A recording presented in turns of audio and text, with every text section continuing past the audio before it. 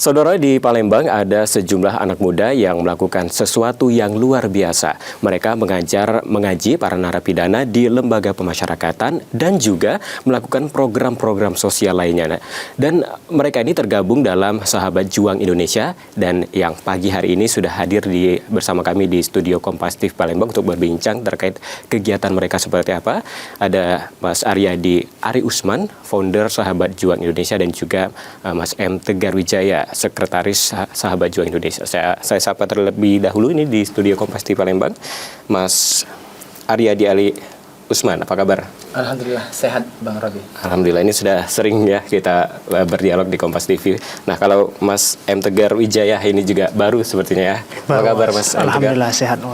Alhamdulillah baik. Nah, mungkin sahabat di rumah juga mungkin yang menyaksikan Sapa Sumbangsih mungkin sudah pernah mendengar begitu mengenai Sahabat Juang begitu. Tapi boleh kita ingatkan lagi seperti apa itu Sahabat Juang?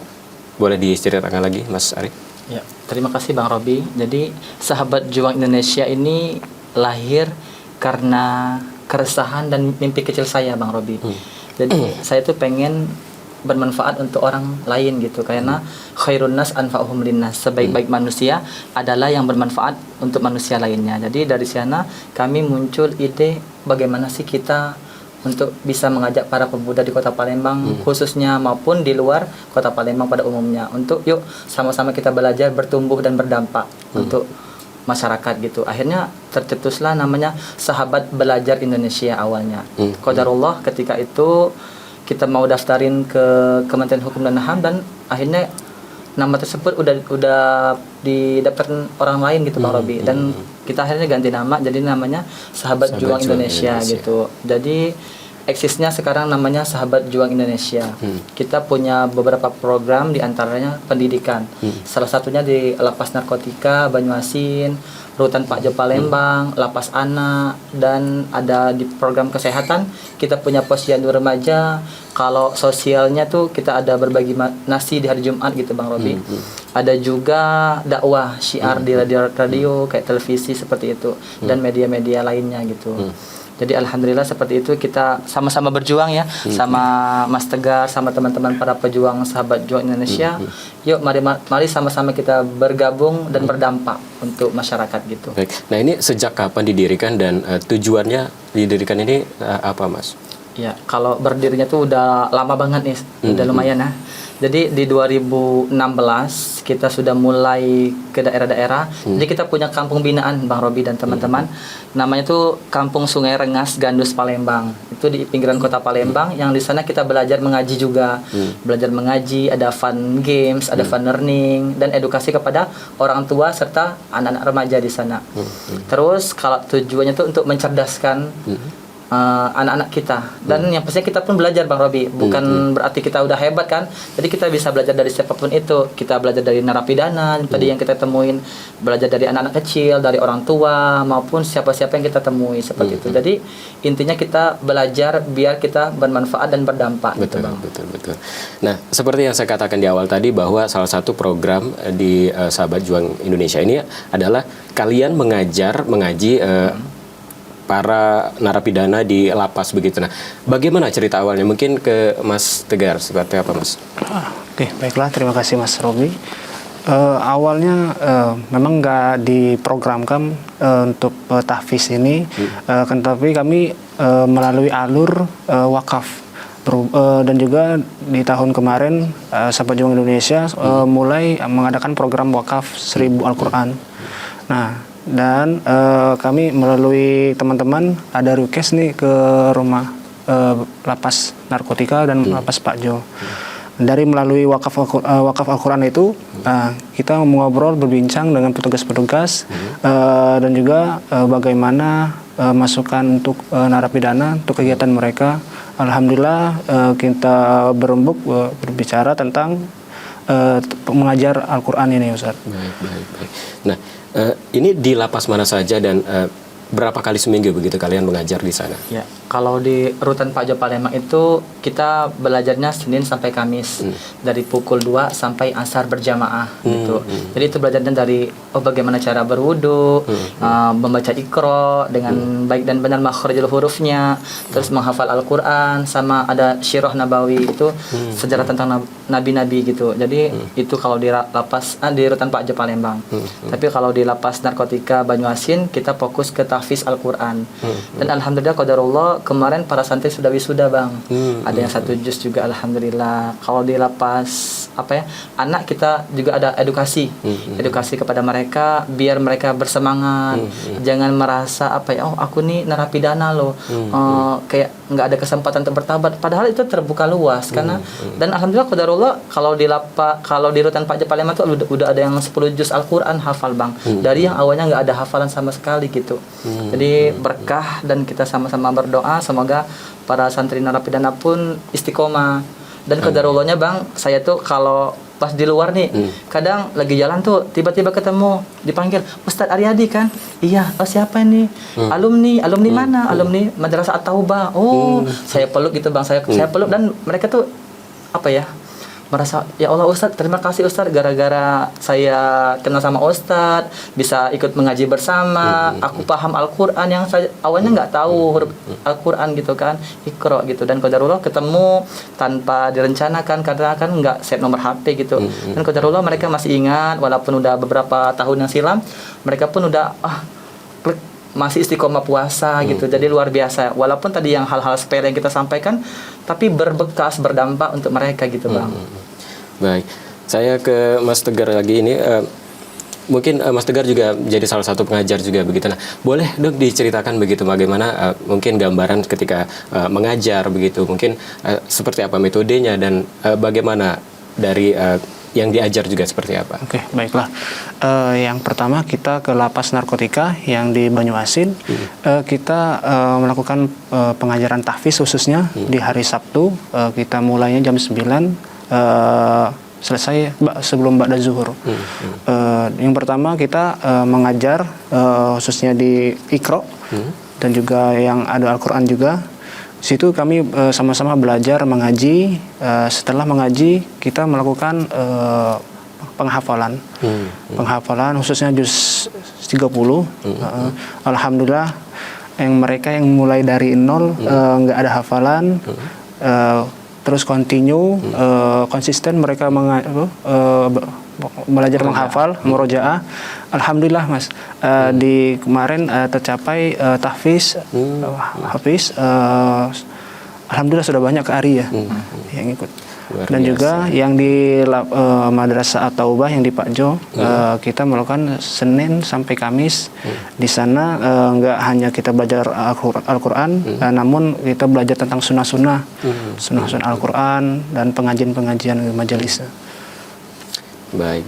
Ini menarik sekali ya perbincangan kita hari ini. Dan saudara, usai jeda kita masih akan melanjutkan perbincangan bersama dengan sahabat Juang Indonesia. Tetap bersama kami di Sapa Sumbaksel.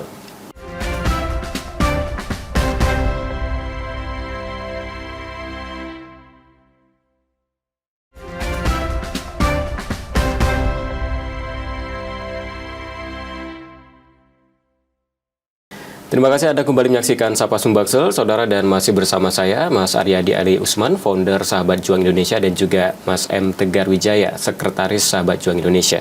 Baik, kita lanjutkan lagi perbincangan kita di pagi hari ini. Tentunya ini masih membahas mengenai salah satu program yang ada di Sahabat Juang Indonesia, begitu. Nah, mungkin pertama kali kalian datang begitu ke sana, bagaimana tanggapan dari masyarakat yang ada di lapas tersebut? Bagaimana tanggapan mereka? Ya, jadi ketika kita awal program Wakaf Al-Quran, para santri tuh excited, semangat banget tuh. Apalagi ketika kita bilang, kita mau ada pengajian, mau ada belajar bersama gitu. Dan mereka tuh udah daftar gitu, Bang.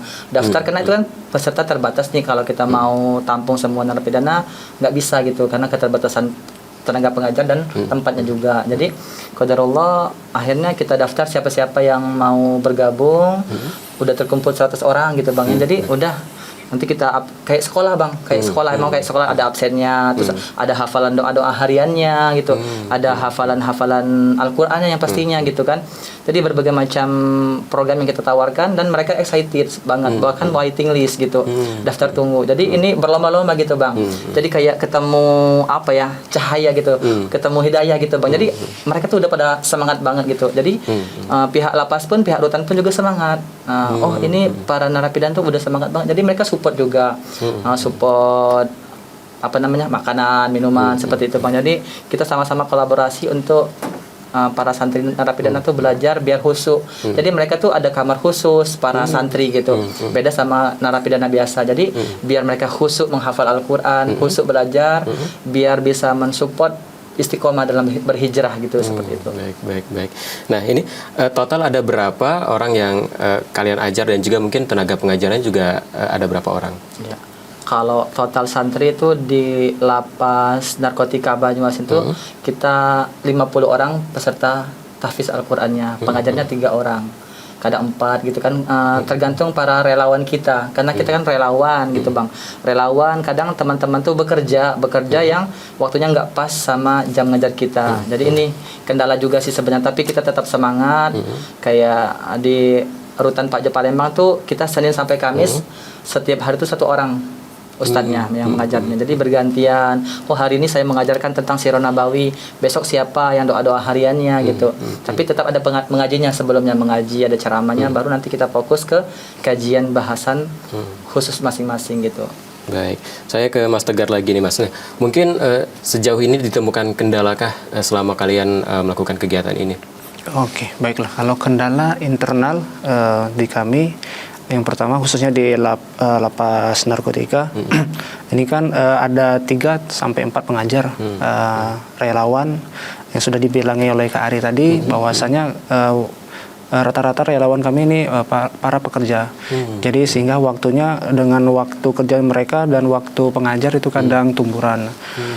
Dan juga kendala juga di lapas narkotika itu lumayan jauh Mas ya dari kota Palembang. Tapi alhamdulillah melihat dengan semangat mereka, antusias mereka, kami ini ada kejora untuk walaupun jauh kami datangkan. Kalau melihat antusias mereka yang sangat luar biasa, begitu kita pun juga harus memberikan effort yang luar biasa juga begitu. Nah, tadi mungkin kendala begitu. Nah, mungkin adakah cerita menarik begitu selama mengajar di sana? Mas Tegar dulu mungkin. Oke. Yang pertama kali di pikiran Tegar bahwasanya narapidana itu dikenal dengan kriminalitas, sehingga agak insecure juga Mas pertama kali bergabung dengan mereka. Akan tetapi pas kita masuk dalam lingkungan mereka, alhamdulillah Mas, respon mereka sangat baik. Ketika kita mengajar, mereka mengikuti dengan baik juga, dengan perhatian. Dengan kita juga kayak keluarga gitu Mas. Kadang curhat juga tentang masalah-masalah sosial mereka, masalah keluarga mereka gitu. Jadi terjalin hubungan keluarga kayak gitu Mas. Tidak seperti yang dibayangkan begitu ya. Benar. Baik, kalau Mas Hari sendiri bagaimana cerita menarik selama mengajar? Ya, kalau saya memandang para narapidana tersebut bukan orang yang hina ya Bang ya, karena mungkin ada yang disalahkan atau yang tersalahkan, karena tidak semua yang di sana orang yang bersalah gitu Bang. Jadi tadi kita kembali ke niat kita untuk sama-sama belajar. Jadi bukan berarti kita lebih baik daripada mereka ya Bang ya. Bukan berarti kita lebih baik daripada mereka atau bukan kita gurunya, tapi kita sama-sama belajar. Jadi ketika kita sama-sama belajar, maka respon mereka pun juga semangat, mereka lebih menghargai kita. Karena kan yang kita ajar tuh kan orang-orang yang sudah di atas usia kita gitu Bang. Ada yang sudah usia 50 tahun, 60 tahun gitu. Jadi kita rangkul. Bahkan mereka tuh kayak, oh ini aku nih ketemu sama anak aku lagi gitu. Nah, kayak seperti itu. Jadi emang semangat. Mungkin melepas rindu sama keluarganya yang udah bertahun-tahun nggak pernah ketemu. Kadang baru datang kita salim, dipeluknya gitu. Kan emang itu kan mungkin dia rindu sama siapa keluarganya seperti itu. Jadi alhamdulillah kita hadir, bisa memberikan warna yang baru, bisa memberikan energi yang positif untuk mereka dan untuk kita semua gitu Bang. Karena kita pun mendapatkan energi yang baik juga dari sana kan.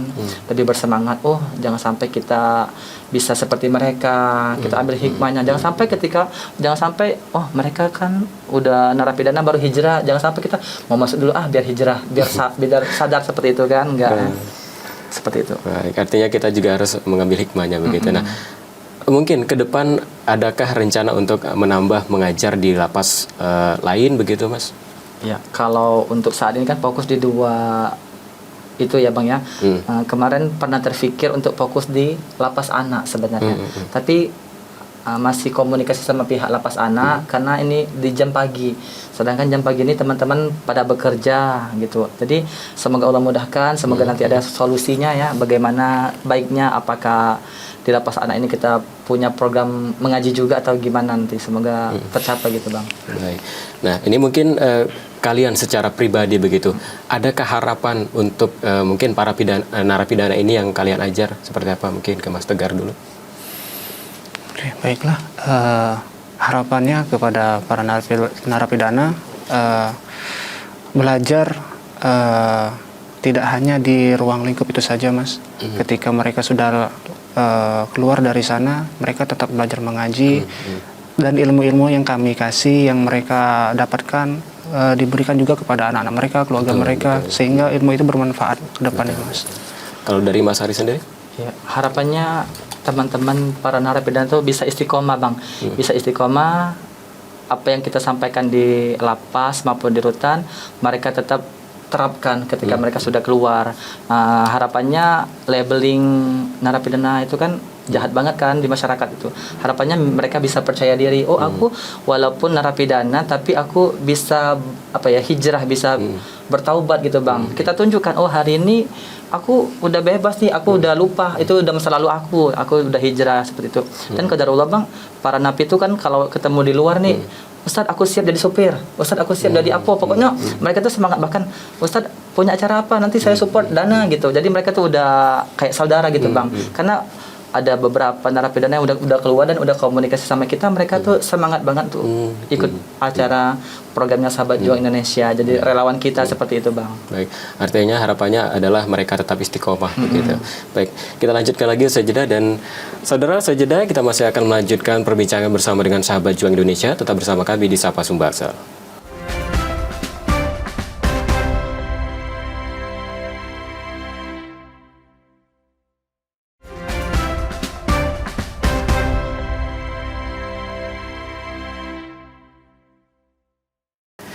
Terima kasih Anda kembali menyaksikan Sapa Sumbaksel, saudara, dan masih bersama saya Mas Aryadi Ari Usman, founder Sahabat Juang Indonesia, dan Mas M. Tegar Wijaya, sekretaris Sahabat Juang Indonesia.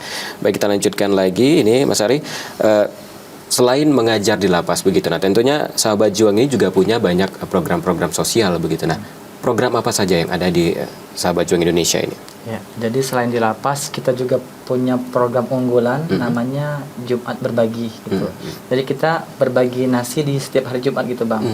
Jadi kita konsisten istiqomah insya Allah, semoga Allah berikan kemudahan ya. Di setiap hari Jumat berbagi, bisa di panti asuhan, bisa di jalanan, pun juga bisa di lapas maupun rutan tadi. Jadi kita kasih makan siang untuk para narapidana kita gitu. Jadi emang dijadwalkan setiap hari Jumat itu kita pindah, kadang di jalan, kadang di panti asuhan maupun di lapas tadi gitu Bang. Ya. Saya ke Mas Tegar ini, dengan banyaknya program sosial yang kalian lakukan begitu. Nah, bagaimana cara kalian memanajemen begitu untuk agar program-program ini tetap berjalan lancar dan juga mungkin berkesinambungan begitu? Oke, baiklah. Di mana di Yayasan Sahabat Juang Indonesia ini ada divisi program Mas dan juga program SDM, di mana kami itu mengadakan meeting bersama dengan pengurus inti 2 minggu itu 1 kali, di mana kami akan membahas program-program, di mana di program itu ada yang program tahunan, program bulanan, bahkan ada program mingguan. Salah satu mingguan ini tadi indahnya berbagi hari Jumat. Baik, nah ini setelah berjalan beberapa tahun begitu, tentunya mungkin harapan-harapan ke depan juga masih banyak begitu yang ingin dicapai. Nah, adakah program-program yang ingin dicapai mungkin dalam waktu dekat atau masih dalam rencana begitu? Apalagi Mas? Kalau dalam waktu dekat ini ada sebenarnya, kita tuh pengen adanya temu kader gitu bang. Temu kader kita kan punya apa ya, relawan juga di Yogyakarta gitu bang. Jadi berbagi nasi Jumat juga kan ada di Yogyakarta gitu. Jadi mereka bagi di Jogja, kami bagi di Palembang. Kalau bisa semoga Allah mudahkan nanti ada temu kader, temu para relawan gitu kan di sana. Jadi semoga Allah berikan kemudahan rezekinya, waktunya, karena tadi emang butuh time yang bagus gitu kan, karena kan mereka para mahasiswa sedangkan kita bekerja di sini gitu, temu kader. Dan kami tuh berharap semoga para relawan, para pejuang kita istiqomah bersama sahabat juang Indonesia, karena kan emang nggak digaji gitu, emang relawan, emang panggilan dari hati, dari jiwanya. Emang kan relawan tuh kan nggak dibayar, tapi mereka tuh tak ternilai gitu ya bang. Betul. Tak ternilai karena tadi perjuangan mereka, waktu, pikiran, tenaga, maupun finansial yang mereka berikan kepada sahabat juang itu udah keren banget, udah apa ya, bisa dikatakan udah oke banget. Jadi Allah sebaik-baik pemberi balasan gitu bang. Baik. Kalau dari Mas Tegar sendiri sebagai orang yang telah bergabung di dalam Sahabat Juang Indonesia ini seperti apa Mas? Silakan. Harapannya ke depan nanti Yayasan Sahabat Juang Indonesia khususnya di bidang pendidikan dengan melebarkan sayap manfaatnya, mimpi itu Sahabat Juang Indonesia membuka lembaga pendidikan. Amin. Minimal TK. Amin. Baik, terima kasih Mas Aryadi Ali Usman, founder dari Sahabat Juang Indonesia, dan juga Mas M. Tegar Wijaya, Sekretaris Sahabat Juang Indonesia. Terima kasih atas perbincangannya. Semoga ini Sahabat Juang semakin maju begitu, dan juga banyak orang-orang yang juga terbantu begitu. Amin. Baik, dan saudara, perbincangan tadi menjadi akhir dari Sapa Sumbangsel hari ini. Tetap saksikan Sapa Sumbangsel setiap Selasa dan Kamis pukul 6.30 hingga 7 pagi. Dan bagi Anda yang ingin berbagi informasi, kritik ataupun saran, dapat mengakses media sosial kami di @kompastiv Palembang. Dan akhirnya saya Rubiansa pamit, selamat beraktivitas dan tetap menyaksikan Kompas TV, independen, terpercaya. Sampai jumpa. Terima kasih.